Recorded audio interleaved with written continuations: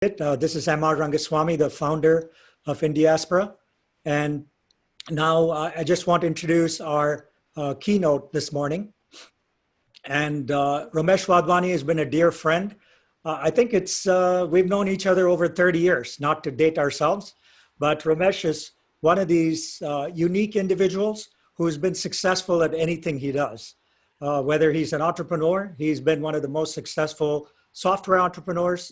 Then he became a private equity investor. He's been extremely successful there. Now he's more of, I think, a venture capitalist, an angel investor. And so anything he focuses on, he takes it on with intensity, with obsession, passion, conviction.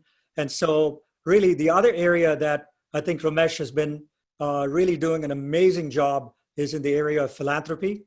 The Wadhwani Foundation is something he set up, and he's going to walk us through his journey, how he got here, but where he's headed to as well. And Romesh is a winner of the Padma Shri Award from the Indian President this past year. And he's also one of the signatories of the Gates Giving Pledge. So without further ado, Romesh, the floor is yours. Thanks, Amar, and thanks to Indiaspora for this opportunity to talk to all of you. Philanthropy means different things to different people. For some people, philanthropy means helping their distant families. For others, it means helping their temples or their priests. And for yet others, like me, it means helping people that we don't know. I don't personally consider helping families as philanthropy. I just think it's part of our normal family obligation. I don't consider helping temples as true philanthropy because in some sense, you're making a deal with God, to give a contribution to a temple in exchange for some favor in return. So to me, philanthropy is all about helping others, and particularly people you don't know, and particularly people whose beliefs or values you may not even agree with. Now, philanthropy is not a one-way street. It's not about giving to others and then just feeling good about it. I really do think that the philanthropist receives as much as he or she gives in the process of philanthropy. As an example, the giver, the philanthropist, learns about the lives and concerns of others. We get to learn about unfairness in life and in society. We get to learn about how to address some of these concerns. And in doing so, learn about how we actually make a difference. And for me, making a difference is its own reward. So in many ways, philanthropy is as rewarding for me as it might be for the people that I'm trying to serve through the philanthropy. Now, philanthropy comes in many shapes and sizes. You have people who might have little to give, but as a percentage of what they have available, it represents a meaningful amount. You have people like me who have been privileged and therefore have more to give. So I feel that each of us needs to give in some proportion to what we have. And the more we have, the more is our privilege, the more is our obligation in terms of the scale of the philanthropy at which we need to operate. Since I've been an entrepreneur all my life, and I'll tell you a little about it in a couple of minutes, in many ways, I think a philanthropist is also like an entrepreneur. As a philanthropist, you get to paint your own canvas. You get to define the mission of your philanthropy. You get to define how to go about achieving that mission, achieving the objectives in your own way. And in that sense, you're creating value for others through philanthropy, just the same way that an entrepreneur creates values for others through the business that they might start or that they might grow. So as a philanthropist, think of yourself as having this unbounded horizon to imagine the different ways in which you can help others and the different ways in which you can go about actually delivering on that particular mission.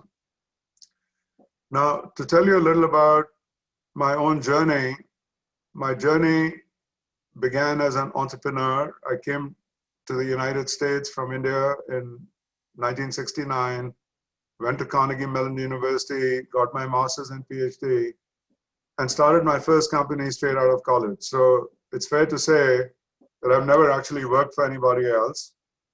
I've always worked for myself these last 50 years. And I built my first two companies in Pittsburgh, 10 years each. Then I moved with my family to Silicon Valley, did my third company here, 10-year journey, which turned out to be a very successful journey. And since when I sold that company, Aspect Development, in the year 2000, that's when I had to actually look at myself and ask exactly what I was going to do with the rest of my life, because at that point, the financial situation gave me all kinds of freedom of choices. I concluded two things. The first is that there's some kind of defective gene that forces me to be an entrepreneur, and I'm not going to stop being an entrepreneur. So not being an entrepreneur and going full-time into philanthropy was never in the cards.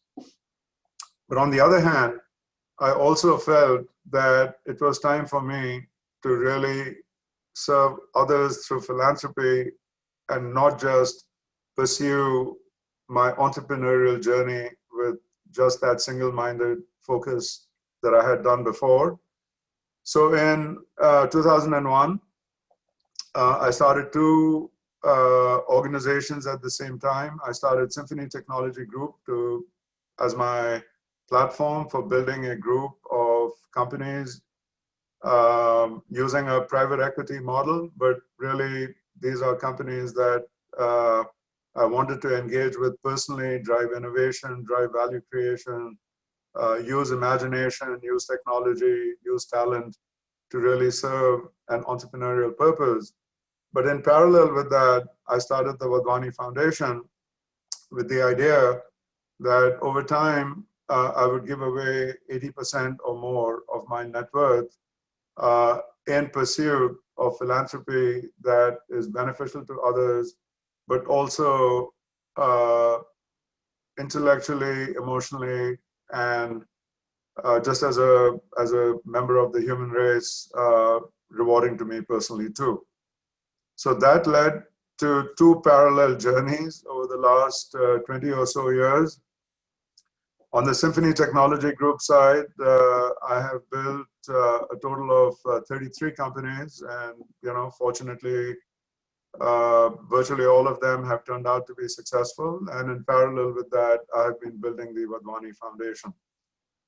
So in starting the journey with Wadhwani Foundation, I wanted to not go about it with some kind of random approach where, you sort of gave $1,000 to this cause and $100,000 to that cause and $1 million to that cause, and you have this huge mishmash of things that you try and do and don't have a clear mission and a clear focus.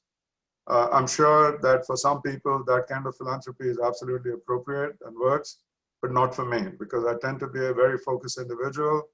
I like to know exactly what the mission is, and then I want to do everything possible to help achieve that mission, whether philanthropic or entrepreneurial. So in this case, I started by establishing just for myself a set of key principles that would apply to the philanthropy that I wanted to build. And the first was the notion of a focused mission. So I wanted a philanthropy where we would have an absolutely clear mission about what we were trying to achieve, what the objectives were, so that we would know how we were progressing against that mission. The second, and I mentioned this earlier, is if you've been privileged as I have to have the ability to make impact at scale, then you've got to make impact at scale. There's no point someone like me just helping one person here, one person there. Of course, if that opportunity comes, we should also do that. But if you have the ability to help 5,000 people, 50,000 people, or 500,000 people, then we should go for the highest possible scale that we can achieve. The third, and this reflects my entrepreneurial background, I want to think of beneficiaries of the foundation not as hopeless cases deserving charity, but really as customers of the foundation who have to be served by the foundation at no cost to them. So in some sense, it's like treating beneficiaries as customers getting services for free. And that creates a very different mindset in terms of the way in which a foundation is organized and run. I knew that I could not achieve impact at scale without very strong leadership and a very talented organization working for the foundation, because no one person can do this alone. We all need teams of people. I had learned in my entrepreneurial journey that vision is great, mission is great, planning is great, but in the end, the ability to achieve the results you want to achieve, regardless of whether it's as a philanthropist or as an entrepreneur, is all about execution. So it's all about the ability to convert your ideas and your good intentions into reality on the ground. So that requires a focus on brilliant execution every single day. I felt that too many NGOs and too many foundations are run without clear measurement of the outcomes being achieved. And again, if I compare this with my entrepreneurial journey, you could never build a successful company without knowing what outcomes you were achieving and then using that to course correct as you go to ultimately get to the destination you want to reach. So similarly here, I felt it was important for us to measure ourselves objectively and rigorously, so at all times we would know what outcomes we were achieving and what the journey ahead looked like. And finally, none of us does this alone. We all need partners. So the idea of creating an ecosystem of partners who would help enable this journey going ahead. So it then led to the first question: what should the mission of the Wadhwani Foundation be? And while I feel that every NGO, every foundation has the potential to serve a very important purpose, regardless of whether it's relief for the poor or primary education or public health or a variety of other things, I really wanted to focus in on economic development through large-scale job creation. Now, why that particular mission? My feeling is that if a person is starving and you give that person food, you're certainly doing something very noble, but beyond that one meal you're giving that person, you have not changed that person's life. That person may still starve tomorrow, that person may still starve a year from now, and you just won't know it. On the other hand, I felt that if I could help that person get skilled, get trained, and in some manner have a high quality job, then we've taught them to fish for themselves, we've taught them to get food for themselves, and we have not only addressed their needs for them, but also for the next generations of their families, and not just for today, but for a long, long time to come. So I started by defining the mission of the foundation as enabling economic acceleration through large-scale job creation, initially in India, and then in a number of other emerging economies as well, particularly in South America, Southeast Asia, and in Africa. Building on that particular mission, I worked with our team. I started building a team, and I worked with our team to define a set of initiatives which would help us fulfill that mission. Because in the end, the mission is nothing more than an idea. And then translating that mission into reality requires the definition of specific initiatives that can be executed on the ground every single day. So we defined progressively, it didn't all just happen in 1 year, 20 years ago. but we defined every 2 or 3 years an additional initiative that would serve this mission while at the same time accelerating and expanding the execution of previous initiatives that we had. So where we are today, we have a number of key initiatives that we are executing at scale. The first one that we launched 20 years ago is called Wadhwani Entrepreneur, and its mission is to help accelerate entrepreneurship in India and other emerging economies through a variety of programs, all the way from teaching entrepreneurship at colleges to students in their first year, second year, third year, fourth year, helping them build out practice ventures, not just do business plans, but actually build practice ventures and learn through doing rather than learn through simply presenting. A venture fast track program, which allows entrepreneurs who have just started companies to fast track their companies and grow them faster than they might be able to do themselves. And a variety, we built all the content, the curriculum, the technology platform. We've trained thousands of faculty members, and we've implemented this program in hundreds of colleges in India and other parts of the world. And that's the first initiative, which is Wadhwani Entrepreneur.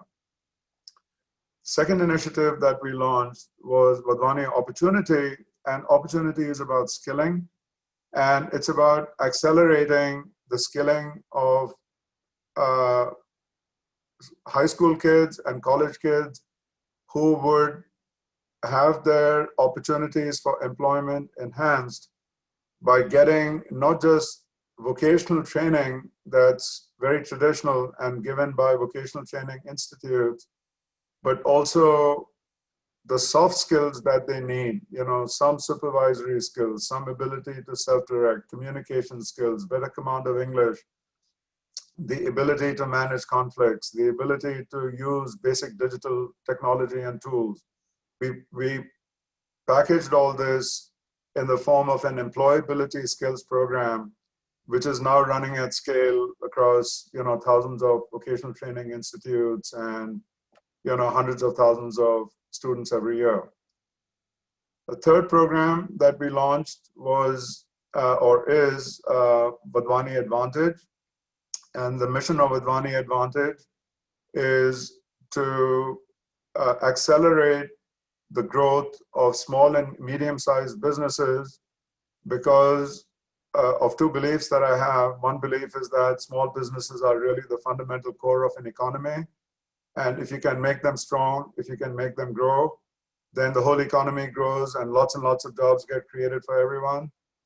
And the second reason was that small businesses, by and large, are underserved by policymakers. And I felt by shining a spotlight on this particular problem, not only would we be able to help directly, we would be able to bring in other partners to also focus on small businesses as important drivers of India's growth and the growth of other countries as well. We have a program called Vadhani Innovate, which is about providing innovation grants and innovation awards to deserving universities and deserving entrepreneurs about innovating new products, new ideas, and in commercializing them, creating jobs. And then finally, we have a program called Vadhani Catalyst, and Catalyst provides funding with really no expectation of payback. So we're not doing this as venture capitalists. I'm not looking for anything back from our beneficiaries, but this is about providing catalytic funding to companies that have the ability to grow to scale. And if $100,000 from us allows them to go raise $1 million in capital from someone else, venture capitalists, angel investors, or otherwise, then of course our journey, our mission is being fulfilled because we're helping to create jobs. So these are the 5 big initiatives that go on for our foundation in India.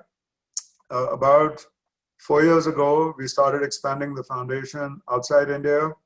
And today we have operations of scale in Mexico, in Brazil, in several other countries in Latin America, including Colombia and Peru, Chile.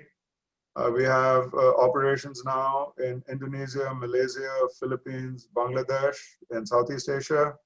And then in Africa, we have smaller scale operations in East Africa, or the 4 major countries there, South Africa, Egypt, and in West Africa with a particular focus around Nigeria. Over the next 2 or 3 years, in addition to expanding our initiatives in India, we will also be expanding in these other geographies, particularly in Africa. Everything was moving along with, everyday challenges of execution, everyday opportunities to help, and it's a journey. And I can tell you, since I've done both, and I do both every day, philanthropy is as hard as entrepreneurship. Anyone who tells you entrepreneurship is easy, they need to have their head examined. Entrepreneurship is hard, but it's incredibly exciting, and I love it, and I've been doing it all my life, all my professional life, and I will keep doing it. But it's not easy. But people think, giving money away, how tough can it be? It is, if you want to do it the right way and achieve the right results and do it at scale, it is every bit as hard as building great companies. But again, that's what makes it both challenging and exciting at the same time. So I'm facing the excitement and the challenges every day, and then COVID hits. And when COVID hit in March, it took me about 30 days to really grasp the immensity of the public health impact that COVID has, as well as the economic impact that results from a shutdown economy or a slowed down economy, particularly in emerging countries like India and the countries in Latin America, Africa, and so on. So I felt that our foundation needed to step up.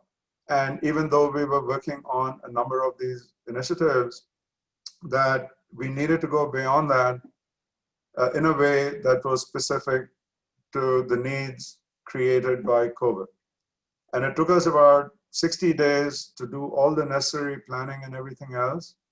And in the middle of June, we announced the Sahayata program, the Wadhwani Sahayata initiative, which I funded at approximately, $35 million, or round numbers, a little over 200 crores in Indian rupees.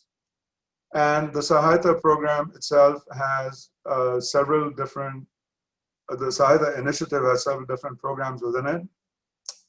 The first program is to help 20,000 small and medium businesses cross the chasm of survival and stability and then resume their growth journey.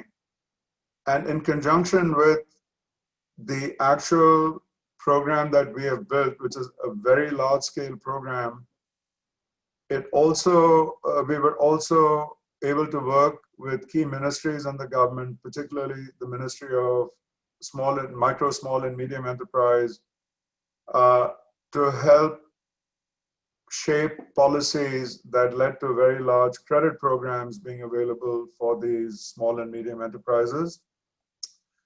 Now, if you take 20,000 small businesses over 3 years, how exactly are you going to help them survive, stabilize, and grow?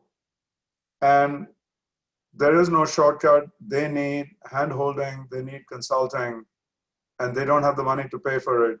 So we decided to create a technology-enabled consulting and mentoring program at the scale of 20,000 companies, progressively rolled out over a 3-year period, starting July 1st this year.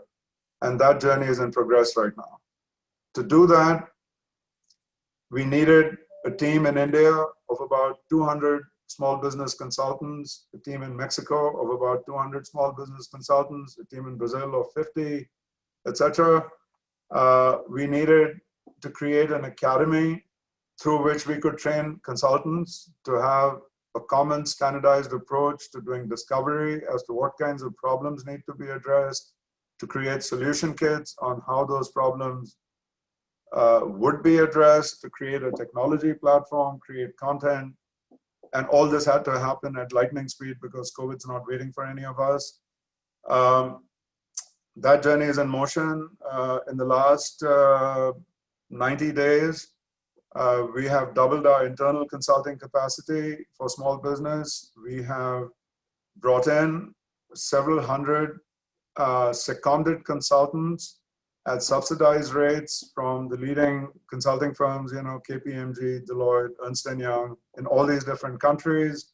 We have formed partnerships with State Bank, SIDBI, and a whole bunch of other banks for the actual sourcing of which businesses should be helped, because in the end, India has tens of millions of small businesses. We can only help 20,000. So we have to focus on the 20,000 where we can save or create the largest possible number of jobs to have the largest possible impact for India and for other countries.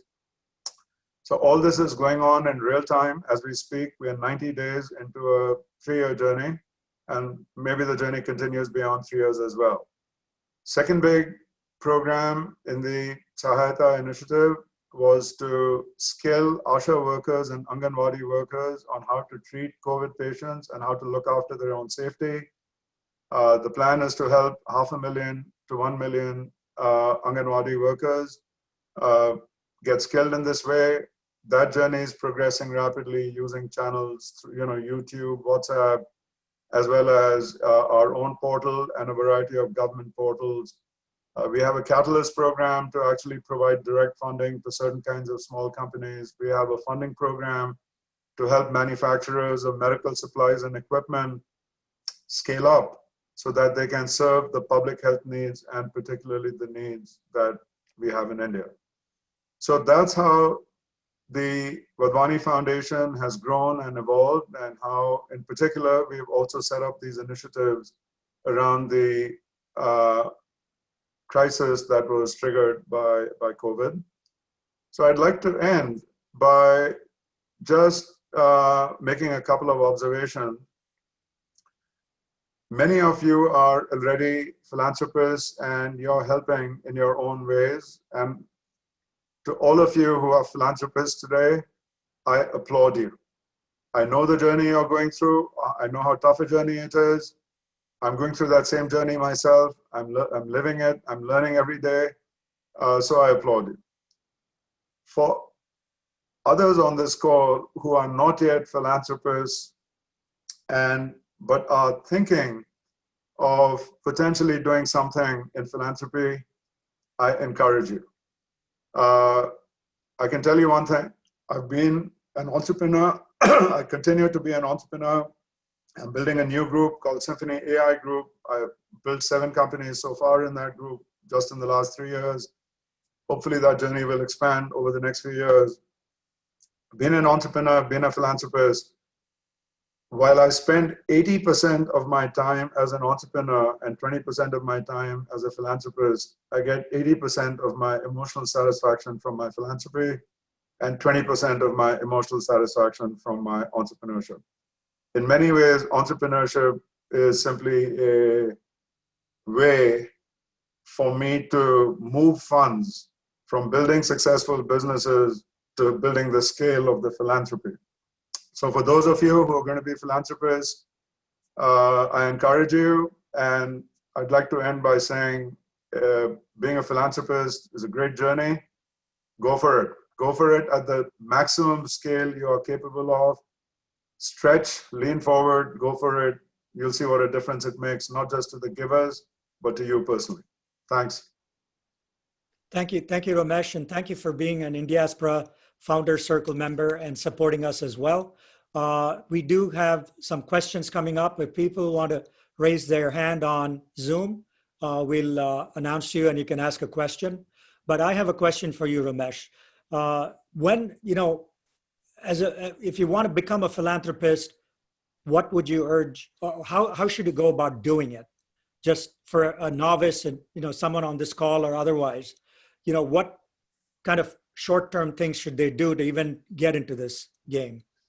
I think the first thing you have to do is ask yourself an honest question, which is, what mission for your philanthropy, whether it's at the scale of $100 a year or $100 million a year, makes no difference. What is it that will give you the greatest possible emotional satisfaction? because all of us have grown up in different ways, with different lifestyles, with different sort of values. I shouldn't say values. Many of us do have common values, but with, it's sort of a different approach.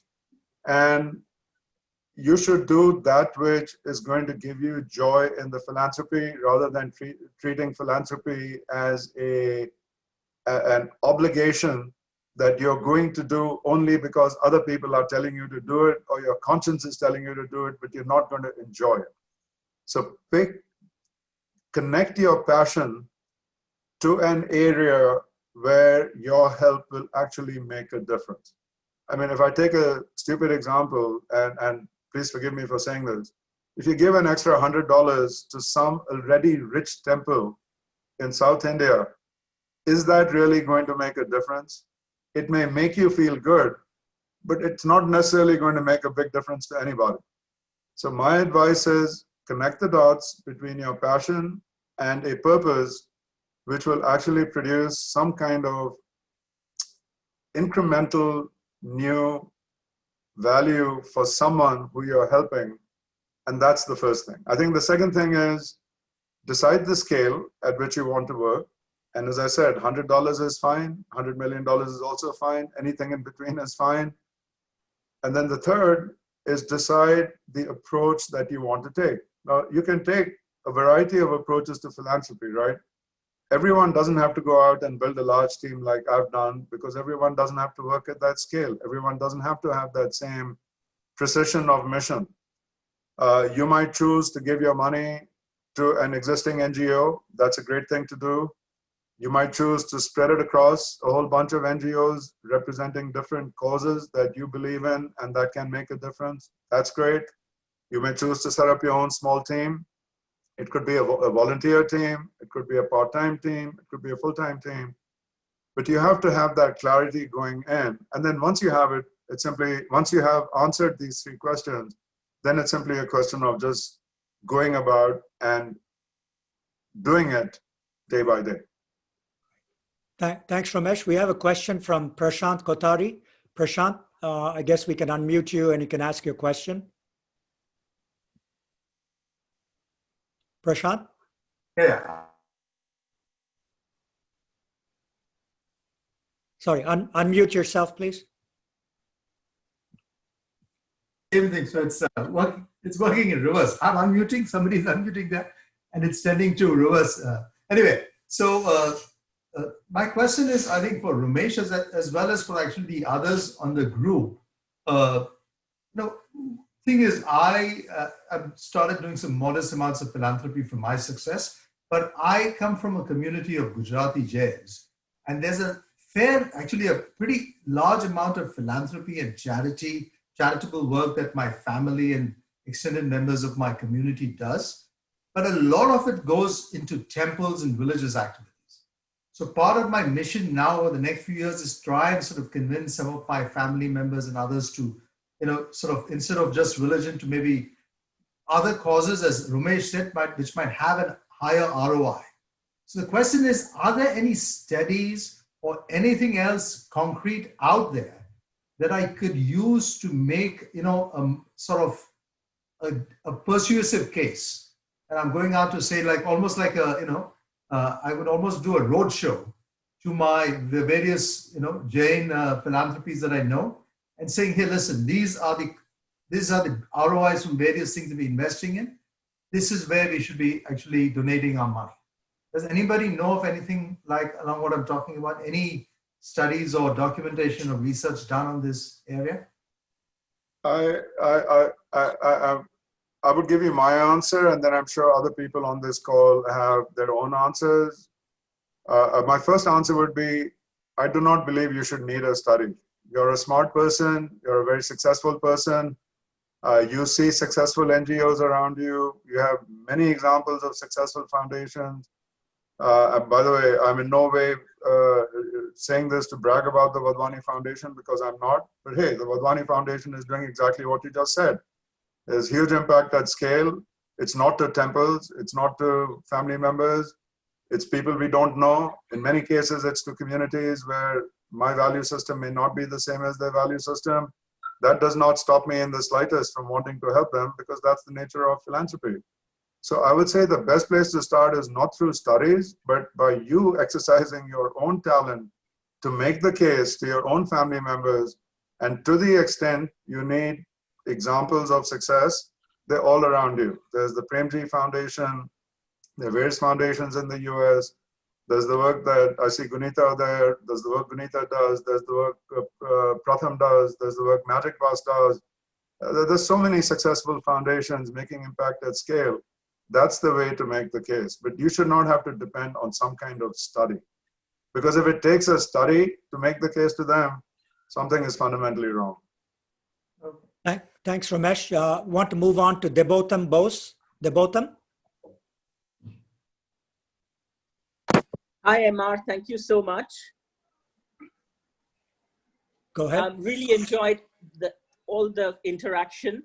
So my question to Romesh is, particularly when it comes to the work that is taking place with Shahata initiatives, one of the challenges is to find the partner organizations that require the support. And of course, in India, we have corporate giving, which is CSR. And I'm saying it from a point of view, I'm an attorney who specializes in philanthropy. The biggest challenge that comes is also a lot of people are working in silos. So Romesh, you're doing fantastic work. Ajay is a very dear friend. They're doing great work. Amit, another great friend. We did a lot of work together. But when it comes to actually talking to each other and looking at the problems, some of them are similar problems. I mean, how do you break that barrier? That's one. And that's a huge issue. And the second issue is that we have, and the focus also is required for women entrepreneurs. I mean, in India right now, we are facing such a big problem when it comes to just simple protection of women. So all the things that you mentioned, which are really fantastic in empowering entrepreneurs, we require a much more focused lens for nurturing and supporting women entrepreneurs. So with the initiatives that you're currently pursuing with the foundation, if you can also have a focus on women entrepreneurs and supporting various, I think that would also make a huge impact. And on that, thank you again. Thanks, MR. Great. Romesh? So to the first question, you're absolutely right. India works in silos, but so does the US and so does every other country. And when I mentioned earlier that doing philanthropy, particularly at scale, is as challenging as it is exciting, this is in fact one of the problems that all of us face. So the way, I mean, there's no perfect answer, but at least to a large degree, the problem can be addressed by simply creating an ecosystem of partners. Now, our foundation does not take any money from any third party. And the reason we don't take any money from any third party is because I want to maintain absolute purity of philanthropic purpose for the foundation. And I don't want it ever said, 5 years from now, that this guy got $10 from the Indian government, and instead of using it to help some beneficiary, one of the employees of the Wadhwani Foundation took travel first class by train instead of third class, or travel first class by plane instead of coach class.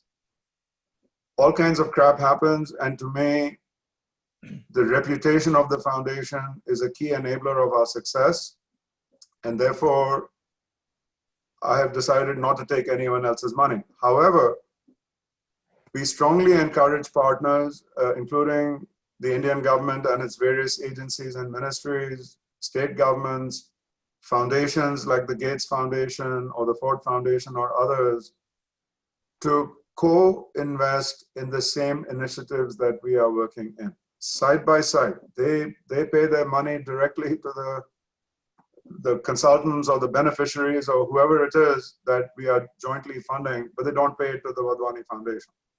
So building an ecosystem of partners who can help with funding, building an ecosystem of partners who can help with the actual delivery of the planned services. This is part of what our foundation does, and we are doing it at a reasonable scale. It is extremely challenging because everyone's got their own idea about, what should happen tomorrow morning. And corralling all this and keeping it synchronized and harmonized is an important part of what we do. The second part of your question is about women entrepreneurship. I agree with you 100%. We have a small, growing initiative within Wadhwani Entrepreneur focused on women entrepreneurs. It's an area that is going to expand dramatically over the next 3 years as part of our foundation's mission, because I completely believe in that objective. And we have the infrastructure, we have the people, we have all of the underlying raw materials to help make a woman entrepreneur's journey that much easier. We have a lot of very talented and strong women who work for our foundation. So it's definitely an area that you will see expand in the next 3 years. Thanks to both of them. And one of the things just to mention is Indiaspora also has the India Philanthropy Alliance that we have in the US, which brings together all NGOs that work on India issues. And also our annual philanthropy summit like this one helps get the whole ecosystem together and understand each other as well. We have a question from Anita Mehta. Anita, I see you raised your hand. Yes. Go ahead. Yes. Hi. Hello, Amar. Hello, Romesh. My question is, hello, how are you? What are the challenges of the distribution of funds and oversight, and how do you manage that? It gets a little easier because we don't manage anyone else's funds. So basically the way it works is that for each of our programs in each of the key initiatives, we have quarterly goals, and the quarterly goals are both outcomes that we want to achieve in that quarter and headcount and spending that we will fund quarter by quarter against an annual plan. And then the money gets released to the foundation quarterly. And we have a small finance team that's responsible for making sure that the spending is in the ballpark of the agreed plan. Now, in any given quarter, there might be an opportunity to do something at a bigger scale and spend more. And we make those adjustments every week. But basically, it's against an annual plan and a quarterly spend level, which translates into a quarterly staffing level, and it's connected to the outcomes to be achieved. Now, in terms of governance, which is the second half of that, I do 3 calls with the foundation every week. So one call is just with Ajay, where we go through either strategic issues or financial changes to the budget that need to be made based on weekly changes in scope of the programs we have. So we have the ability to actually be very dynamic and every week make adjustments to the budget. And because I don't have to go to any other external sources of funding, I don't have to ask anybody else. I can just make the decision on the spot with Ajay in the course of a 1-hour call. I do a Sahayata call every Thursday morning. So today's call has been postponed to tomorrow because of Indiaspora. And do a 1-hour call there. We went through a whole series of these calls literally daily for 60 days to plan the Sahayata initiative. But now that it's in execution mode, a call of 1 to 2 hours every Thursday to track every key aspect of the program. There are about 25 major work streams, and each of those 25 gets attention from me once a week. And then we have a third call dealing with all non-Sahayata programs, which is also 1 to 2 hours every week. So it's simply a lot of attention, annual planning of outcomes, annual planning of budgets with the ability to dynamically change every week. Thanks, Romesh. we have Nayan Patel from the UK. Nayan?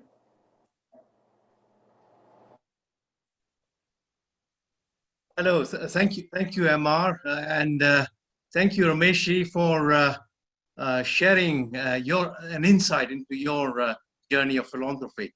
Two questions, really. One is definition of philanthropy. Far too often, people think of philanthropy as somebody giving monetarily, as opposed to one that has the ability to create an impact by sharing the skills and knowledge. And the second question was, at what stage do we change the mindset,